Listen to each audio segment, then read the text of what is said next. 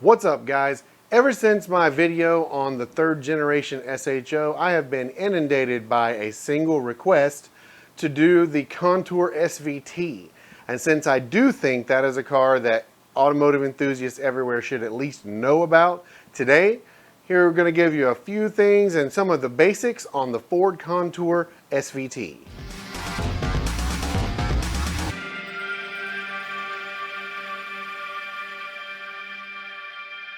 So first of all, what is a Contour SVT? Well, the Ford Contour was actually a replacement for the Tempo/Topaz car, which by the 90s was very outdated. And they sourced it from Ford Europe, much like the Ford Focus. And most of the cars that came out of that and that manufacturing method were similar in that their body construction was very rigid. They were usually had pretty good suspension.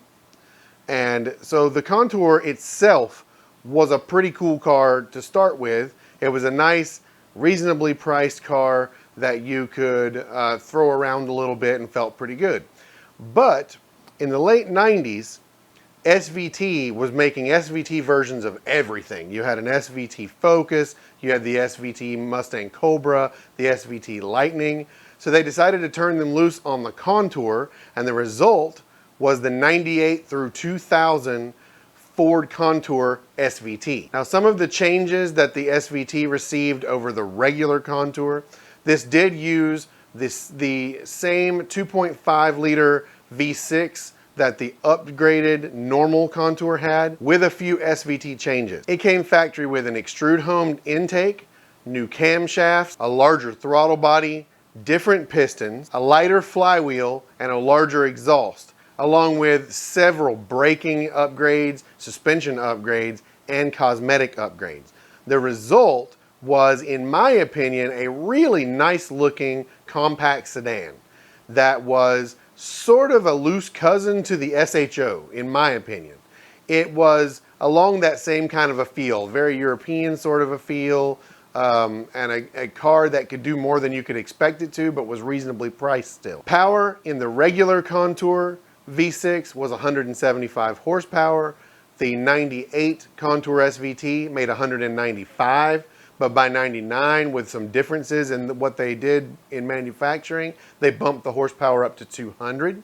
200 horsepower in a car of that weight and size is fairly respectable, but this was never a drag strip car.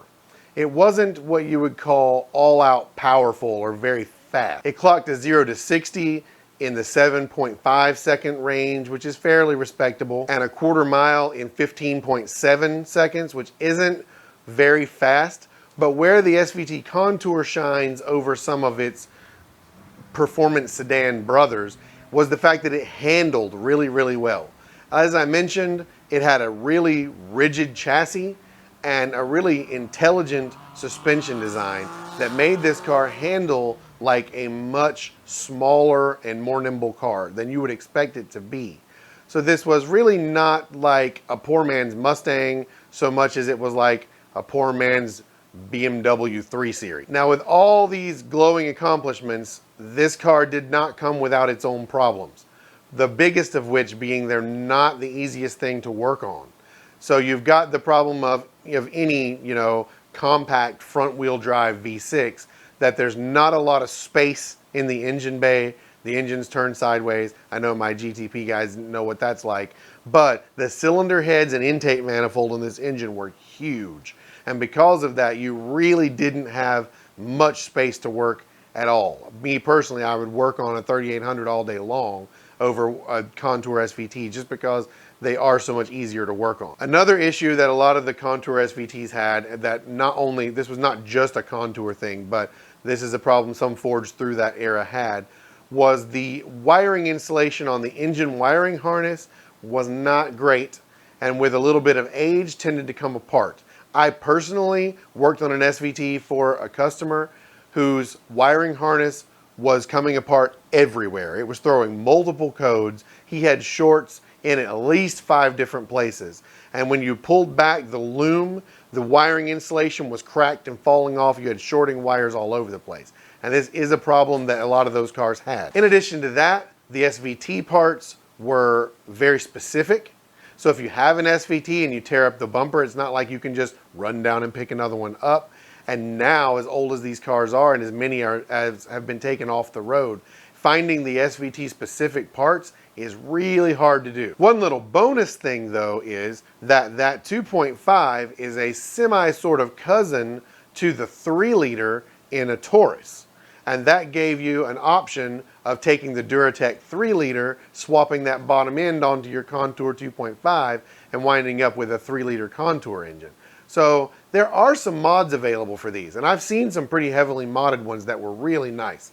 So if you've got the patience to deal with the downfalls and to, maybe be a little creative in finding parts, these were cars you could definitely do a lot with.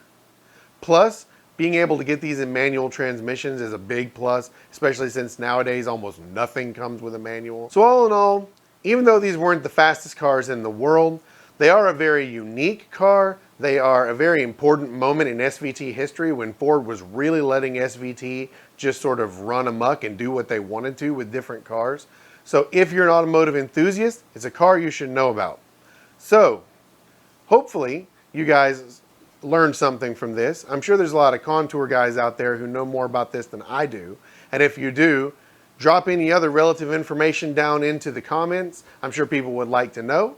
Drop me a like on this video. Let me know what you thought about it, and make sure you subscribe to my channel so you see the next one. And if you got another car you want me to do a basics episode on, drop that down in the comments too, and I will definitely do that.